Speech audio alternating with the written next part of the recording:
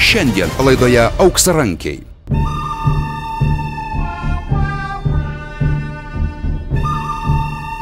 Žurnalistinis tyrimas. Spąstai sukčiams. Kaip atpažinti vykstantį nusikaltimą ir kaip netapti sukčių auka.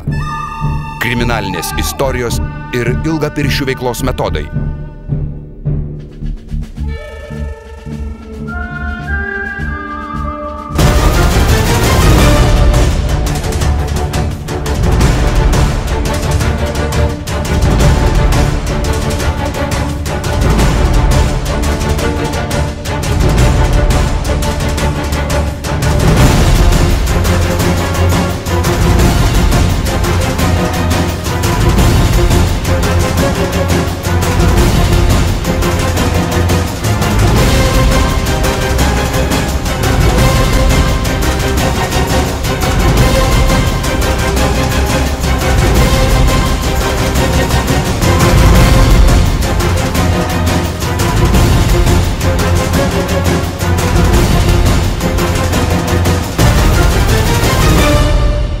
Kai kurių asmenų balsas ir išvaizda pakeisti, norint apsaugoti jų privatumą ir tapatybę.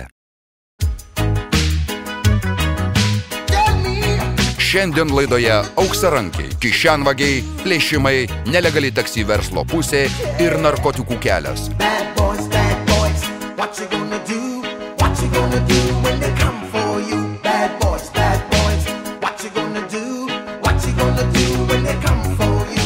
Reikia biškai turėti ir sąžinės, aš suprantu, kad reikia ten uždirbti, bet ne tiek jau. Ne, aišku.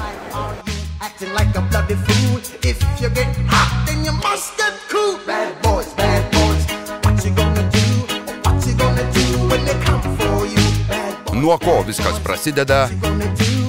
Interviu iš pirmų lūpų. Mes atsikraustėm gyventi iš kaimo į miestą. Mano motina yra turintis psichinę negalią žmogus. Ir pradėjau vaikščioti lietuvių mokyklą, nors pats esu lenkų tautybės. Ir pradžioje lyg viskas ir nieko, bet kažkaip nuo pat vaikystės pradžių motina mane matė tėvą ir tiesiog tėvas ją mušdavo labai. Ir jinai man, dabar aš galvoju, ir kerščiau šiek tiek, tam tikrą prasme. Mane matydavo tėvą, pastoviai man sakydavo, tu nebūsi toks kaip tėvas, ir už kiekvieną dvetę daužydavo mane, tiesiog, iki tokių būsenų, kad, tiesiog atsikelt negalėdavo nuo grindų. Plius mokykloje irgi, kiekvieną dieną reikėjo kovoti, ten vadindavo kaimiečių ir taip toliau, ir reikėjo muštis, pavargau nuo to, tiesiog pabėgau į gatvę. Ten susipažinau su gatvės vaikais, mes kompiuteriniuose žaidimuose ten. Pradžioje prašinėdavom išmaldos ir mūsų tarpe atsirado klijai, ta prasme vaikai vartojantis klijus, tokie pat gatvės vaikai, ir aš irgi pabandžiau klijų. Man buvo gal 11,5-12 metų. Toliau man patiko tas gyvenimas, man patiko tas nerūpestingas gyvenimas gatvėje, tiesiog, ką noriu, tai darau, reikia pinigų, paprašau išmaldos, nusipirku klijų, pavalgyti, ten alaus kokio. Aš jaučiausi nepriklausomas ir laisvas tiesiog nuo visų tų rėmų, kurios mane statydavo motina, nuo viso to smurto. Ten aš galėjau būti toks, koks, norėjau būti tiesiog. Ką mes veikdavom? Mes daugiausiai trindavom lošimo aparatuose, buvo bingo salonas, taip pat buvo kur Planeta kino teatras, dabar Skalijos kino centras. Ten lošdavom, į filmus vaikščiodavom,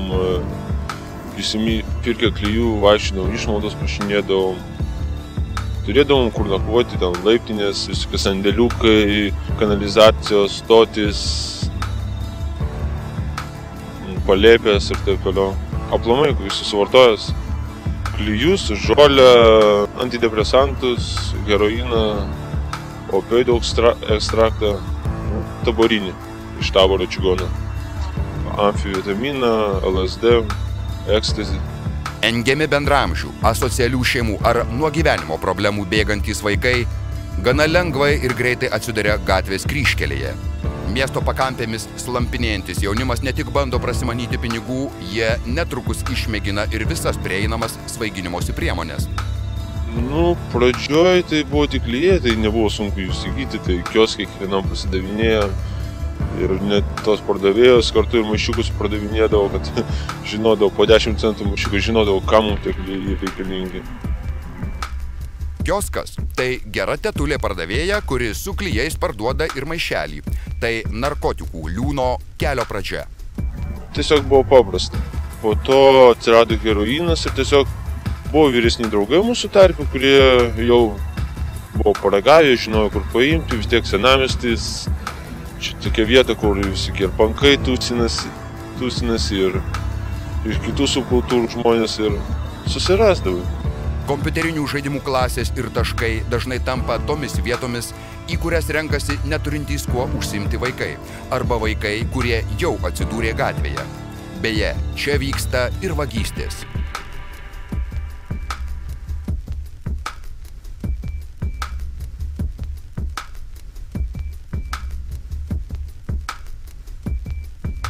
Patarimas jums – niekada nelaikykite piniginės švarke, striukėje ar rankinėje, jei ji kabo ant kėdės atlošo ir jūs jos nematote. Pradžioje nebuvo daug tų pinigų, nekainavo daug pinigų, nes nebuvo tokio didelio poreikio. 20 litų mums užtekdavo ant 4, pavyzdžiui, ten.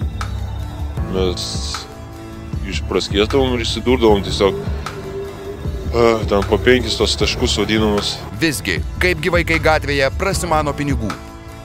Lombardas ant rato supirkinėja ir vogtus daiktus iš tų pačių asmenų, kurie vartoja narkotinius medžiagas, superka daiktus išneštus iš namų, automobilių visokias, pradedant magnetolomis, baigiant apdailos detalėmis. Nesakyčiau, kad tai yra pagrindinė taksistų funkcija, bet tikrai yra tokių asmenų, kurie taip daro. Anksčiau būdavo pavogė magnetofoną, parduoda taksistui. Ne tik tai, šiais laikais tų magnetofonų nėra jau tokia labai didelis dalykas vagysčių, bet iš šeimos žmonės neša, tai ir fotoaparatai, ir televizoriai, ir netgi, sakau, baigiant ir kilimais. Yra tokių, kurie visą tą dalyką superka už pinigus, už grašius ten, po to aišku realizuoja, kur per draugus, per pažįstamus, nes ne vienas tas pats taksistas nepirks nevertingo daikto, tai ten, jeigu sugeba nupirkti pigiai, o parduoti brangiau, sugebės jau kiekvieną kartą. Čigonų taborė yra prekiavimo kas antrame name, jeigu ne visose. Tiesiog atvažiuoji, užeini į bet kurį namą ir nusiperki. Pradžioje, aišku, į tavį tarptinai žiūri, turi važiuoti su pažįstamus kažkokiais. Bet kada jau keletą kartų su tais pačiais pažįstamus atvažiuoji, paimi, viskas tvarkoj pamato ir tada daug gali važinėti vienas imti. Vilniaus mieste kiekvieno mikrorajone yra galima nusipirkti ir tų narkotinių medžiagų ir, manau, nėra didelė problema ir kituose miestuose, ne tik tais čia Vilniaus mieste. Bet, kaip, tai kada mikrorajone paprastai važiuoja taksi, niekas labai tai neatkreipia dėmesio, bet kada į Taborą pradeda važiuoti ir per dieną atvažiuoja keli šimtai automobilių taksinų, tai netokie jau ten turtingi mūsų tie Taboro gyventojai, kad vien tik tai jie važinėtų su taksi automobiliais.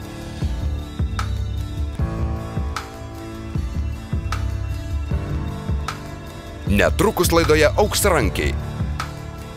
Kokios sumos sukasi narkomano rankose?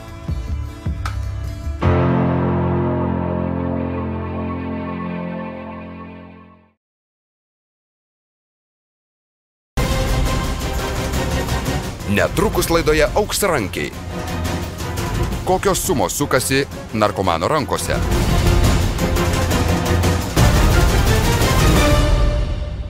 Kai buvau vaikas, aš prašiau išmaldos, man viskas buvo paprasta, ir žmonės duodavo, po to jau pradėjo 15 metų būti kažkur, tai 16, jau žmonės nebeduoda, eik vogti, sako, eik dirbti.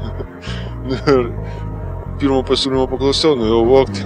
Ten buvo tokie dėdės pastoviai, atvažiuodavo su džipais, mes pas jas prašydavo jau, eik vogti, eik vogti. Kuo tau pinigų reikia, gal tau raktus nebūtų, kur pinigai guli duoti.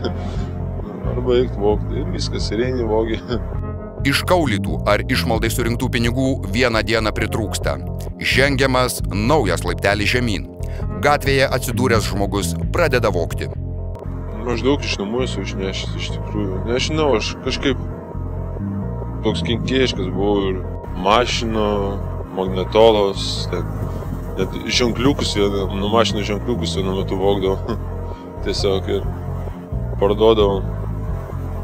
Po to būdavo viskas, kas pasitaikydavo iš tikrųjų. Iš parduotuvų, iš drogų, ten kvepalus, Gariūnus važiuodavom, tai nebuvo kažkas sunkaus. Po to jau, kada jau priklausomybė įėjo ir reikėjo daug pinigų narkotikams, tai jau prasidėjo ir plėšimai, ir tašių atiminėjimai tiesiog. Policijos pareigūnai gali patvirtinti, kad 70% sostinėje vykstančių plėšimų ir vagysčių yra susijusios su narkotikais. Telefonai, atimtos piniginės ir kiti daiktai virsta dozėmis. Parduoti nėra sunku, yra Halės turgus, yra šiaip pavaikštai, kur nors parduoti taksistams, taip pat Čigonų taborą nuvežiu, bet ten labai pigiai viską duoda, tai ten labai mažai kas veža. Aš maždaug žinau, esu dalyvavęs gal dviejose tokios dar vaikas būdamas, mes važinėjom troleibusais, tiesiog važinėdavom po keletą žmonių, vieni vyresni, kiti jaunesni tiesiog ir su britvutė tiesiog prapjaudavom, buvo mada tokių tašių labai įdomių, iš kurių labai lengvai iškrisdavo piniginės ir ne tik, ten papučių maišiuko kokį padedi ir dugną prapjauni tiesiog, jeigu dar spūstys, tai nieko net nepajaučia. Perduodi kitam ir tiesiog stovi toliau pravažiuoja. Buvo mūsų tarp tokių žmonių, kurie tiesiog turėjo tam, nežinau kaip čia pasakyti, Dievo dovaną, ar ką jie, pas jos pirštai buvo labai jautrus. Du žmonės tokius pažinau, jie buvo jau metuose, po 40 metų, po 30 visą gyvenimą tai pragyveno. Mes juos vadinam fokusininkais. Viena iš stotelių gatvės vaikų gyvenime yra vagystės iš kišenių. Čia taip pat savi specialybės mokytojai fokusininkai. Tiesiog jie taip sugebėdavo ir tiesiog jie ir psichologiškai paveikdavo, jie prieidavo prie žmogaus, tiesiog užkalbindavo, užbendraudavo ir tiesiog jis net nepajusdavo, kaip čigonai kokie užmūnė buvo. Kažkas panašaus įvykdavo, aš kartais pats nesuprasdavau, kaip jie tai daro, labai norėjau išmokti to. Kaip cirkose būna, žinai, iliuzionistai tiesiog ir jie kažką tokio nuveikė. Ar laikrodį nuėmė, dar kažką, tai kažkas panašaus tokio ir vyksta. Pavyzdžiui, jeigu eidavom atiminėti kokių rankinukų, tai stengdavomos nesužeist žmogaus. Nes pagal tai eina jau atitinkamas straipsnis. Su kūno sužalojimu ir be daug lengvesnį nesuprasti be kūno sužalojimo. Eina, pavyzdžiui, žmogus, moteris, ten vienas pribėga tiesiog ir paima apglėbė ją ir atsargiai paguldo, kitas tuo momentu šauna rankinuką ir bėga. Arba susitinka kažkur pasidalina. Pastebėsi apsivartojusi žmogų, tai jo reikia nusaugotis. Nes tiesiog, jis yra priklausomybės nelaisvėje, tai ir jo gyvenimo būdas toks, nieks jam, neparodo kitokio gyvenimo ir pavyzdžiui, žmonės taip pat išėję iš kalėjimų, kurie nieko nekeičia, kaip ir kalėjimas nieko nekeičia žmogui jo pačiame. Išeina jie nemoka kitaip gyventi, o nieks neparodo jiems tą kelią į normalų gyvenimą. Aplamai visuomenė jų bijo, pradžioj jie mato, kad jų bijo visi, ir ką jam daryti. Ir toliau taip gyvena, kad jų bijot. Bet pažįstu begalę žmonių, kurie dabar išėję iš kalėjimų ir ten per įvairios irgi priklausomi ir ten reabilitacija praėjo ir kalinių globos draugija daug padėjo ir tiesiog jie išeina ir pamato tą šilumą žmonių, kad jos priima, jos myli ir tiesiog jie pakeičia savo gyvenimus, jie susiranda darbus, ten savanoriauja, tarnauja įvairiose veiklose ir tiesiog pamato kitokį gyvenimą ir nori kitaip gyventi. Su taksi buvo čia vienu metu taksi pradžiai, tai važiuodavau pastovi, naktį važiuodavau su taksi ir pradžiai pastovi ten stotį susitinki, susimeti ten po 5 rytus, dar atsimenu, čia buvo gal 2-3 metai, ten 10 rytų pirmyn gal kelionė kainavo ir taksistai pastovi veždavo. Tai susimeti ten, susitinki ten 3, pavyzdžiui, ten po 3-4 rytus, tas pats išeina, ar tu po to maršrutinis dar važiuoji į Taborą, 18. Tas pats išeidavo, kad tu už maršrutinį moki 2-3 rytus, kad tu ant taksi susimeti ir nuvažiuoji ir pirmyną nuvažiuoji, ten dar tai palauki, kol tu įsiduri taksistas ir grįžti atgal. Taksistai aišku žinodavo, kad kur mus veža, ką mes ten darome ir kartais net tekdavo slėpti pas jos mašinai narkotikus, kad ten policija kokia, jeigu stovi. Būdavo taksistų narkomanų keletą, tai be problemų ten. Taksistai patys nesima, neina pirkti, bet jeigu jie važiuoja tenais ir važiuoja koks narkomanas ir tu jo paskambini jam, ten jie duoda narkomanui tam pinigus, nuperka ir jie tiesiog parveža. Sumoki tada jau ir už benziną, ir už atvežimą. Kaip jau girdėjote iš mūsų laidos herojaus, šioje nusikaltimų grandinėlėje dalyvauja ir nelegalų versliuką sukantys taksistai. Teisybė dėlei reikėtų pasakyti, kad šią veiklą užsiima tik dalis vairuotojų. Dažniausiai tai kriminalinę praeitį turintys ir narkotinės medžiagas vartojantys vairuotojai. Jie puikiai pažįsta svirduliuojančius klientus, kurie kasdien važiuoja tuo pačiu maršrutu. Stotis Taboras. Beje, Taborą lankantys narkomanai tokiuose, galima sakyti, specializuotose etatiniuose taksi automobiliuose gali įsigyti ir narkotikų vartojimui reikalingus švirkštus. Maža to, išimtinais atvejais žinomiems klientams taksi kurjeriai, pasinaudodami keleivių priedangą, heroiną arba aguonų nuoviro dozę, atveža tiesiai į namus.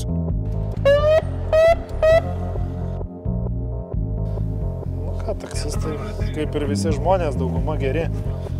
Darbuotojai myli savo darbą, bet yra ir tokių, kurie tikrai daro gėdą savo profesijai. Tai kalbu apie tos, kurie vežioja asmenis priklausančius nuo narkotinių medžiagų į Taborą pirkti tų narkotikų.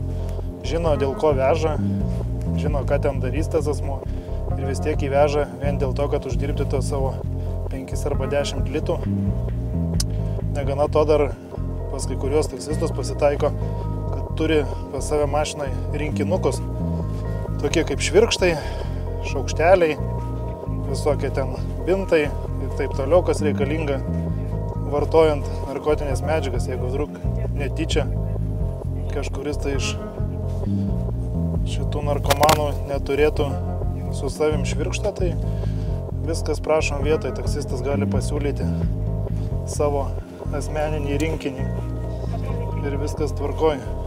Ne vienas tas taksistas, kuris veža šitos asmenys būtent į Taborą ar į kitas vietas įsigyti narkotinių medžiagų, jisai neprisipažins, nesakys, kad aš čia žinojau, vežiau ir taip toliau. Sakys, nežinojau, atvažiavo žmogus, paprašė palaukti, aš palaukiau ir žiūrės į tave paprastom tokiom akytėm ir bus vaidins, kad jisai pirmą kartą iš vis čia atvažiavo ir iš vis nesupranta, kur jisai čia randas. Окно открой. Пока еще ни в чем. Если будете не свечу в ноги. Ноги, пожалуйста. Хорошо. Так вот. Если нечаянно в глаза посвечу, Ничего страшного. так сейчас извиняюсь сразу. Кому пока документы? Nieko nesuprantu. Давай lietuviškai ir по-русски. Не, по-русски. По-русски тогда? Да. Вот тогда давай по-русски. Документы. Свести. О, Николай, Да. куда едем? Домой. Домой. Домой. Откуда едем? Жена, Из друзей. конечно. Видишь, ты все знаешь. Чего же спрашивать?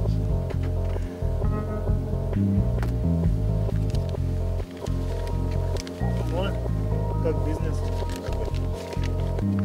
Как, ты не работаешь нигде, что ли? Или работаешь? Патруль пути 30, скорее. Работаешь? У Димаса. Страховочка.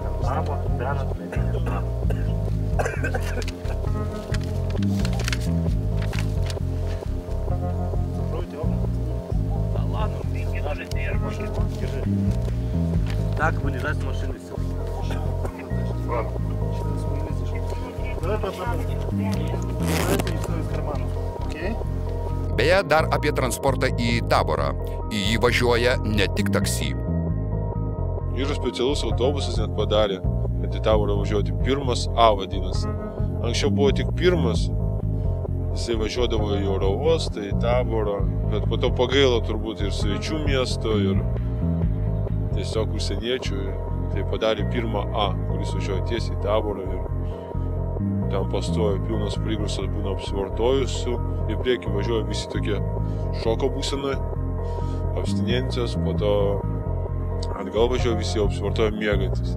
Gatvės gyventojai vieną dieną tampa sunkiais narkomanais ir tenka pasirinkti – baigti gyvenimą dugne arba rinktis kitą kelią. Kada jau išvysta giltinė pasistuksena, tada žmonės susimąsta. Pas kiekvieną yra savas dugnas, kurį jis turi pasiekti. Kai kurie miršta nepasiekia savo dugną, tiesiog bekrisdami ten žemyn tiesiog ir išeina į aną pasaulį. O taip, pas vieną ten santykiai su tėvais, pas kitą ten kažkokie ten su žmonos santykiai, pas trečią reikia viską prarasti, visus santykius iš visų pasaulių, kad pamatyti, kad jisai vienas yra ir panorėti kažką keisti savo gyvenimą. Aš nežinau, nemačiau nei kartą, kad jie čigonus baustų. Narkomanams pagauna, nuveža į komisariatą, išrašo narkologinį, baudas milijoninės išrašo. Po to narkomanas mano sveikto pasiimti skolų. Milijonas ir jis negali. Antstoliai, dirbti eina, viską nurašo, sąskaitas užblokuoja ir tiesiog. Aplamai tai pažiūrėjus, nežinau nei vieno, kuris būtų valdiškas, pavyzdžiui, reabilitacijos centras, kur būtų nemokama iš viso. Yra Vilkpėdė viena, bet ten ir tai reikia mokėti, man atrodo, apie 300 litrų į mėnesį. Iš kur narkomanas iš gatvės, kuris gauti 300 litrų? Dar jeigu jis ateina į blaivybę ir sąžiningai gyvena. Aišku, vartojimis gali gauti tenais tos 300 litrų. Bet jeigu jis ateina ir nori kažką keisti, nori sveikti, iš kur jam gauti tos 300 litrų į mėnesį? Neįmanoma. Atėjo laikas, kai aš atsidūriau reanimacijos palatoje ir likau vienas tiesiog. Pas man buvo kažkas blogai su koja ir aš nežinau kas, aš tiesiog dūriausi paskutinius metus į Kirkšnį ir kažkas dar tą metadono programą stovėjau, tą durnių vadinamą, tai dimedrolį su relaniumu dūriausi į Kirkšnį ir kažkas nutiko su koja, man temperatūra apie 40 ir atsidūriau reanimacijoje, vienu žodžiu. Ir man pasakė, kad 80%, kad amputuos koja. Tuo momentu man visas gyvenimas prabėgo pro akis ir tiesiog aš norėjau kreiptis kažką pagalbos, bet nieko aplinkui nebuvo. Tiesiog aš per savo vartojimą sudariau daug sienų, vertindamas, kritikuodamas žmonės, ten pagal įsitikinimus, tas ožystas, gaidystas, toks ir prisidariau daug sienų, atsidūriau dėžutėje tokio ir gerai, kad stogo dar nebuvo, tai vieni, kur galėjau kreiptis, tai kreipiausi į Dievą, tiesiog pradėjau melsti pusiau. Iš nevilties tiesiog pusiau lenkiškai, pusiau lietuviškai ir nutiko stebuklas, užgėrė daktarai, atidėjo operaciją, pratrūko man kirkšnys ir visą kitą išvalė antibiotikas tiesiog. Ir po to jau buvo kažkoks tai pasąmoningas ieškojimas, aš nežinau, aš vadinu Dievo vedimu tiesiog ir viskas klostėsi taip, viskas susiklostė, kad aš atsidūriau vienuolyne pas pranciškonus ir ten pradėjau sveikti. Ten iš tikrųjų pamačiau kitokį gyvenimą, nes, aš neieškojau reabilitacijos, aš neieškojau ten kažkokios, aš norėjau tiesiog kitokį gyvenimą, nes buvau pavargęs. Ir ta Dievo dovana, atsidūrimas tas pranciškonų vienuolyne, tai buvo kažkas nuostabaus ir tie žmonės, kurie ateina ir tavęs nepažįsta, tave apkabina, o tu jautiesi toks raupsuotas ir aš pradžioj bendrauti nemokėjau, aš bijau žmonių iš tikrųjų. Aš bijau ne žmonių, bijau savo būdo, kad aš tai pradėsiu čia kažko, nusikeiksiu, o čia tokia šventai vieta, man atrodo, štai visi šventi, žinai. Netrukus tęsime taksi temą.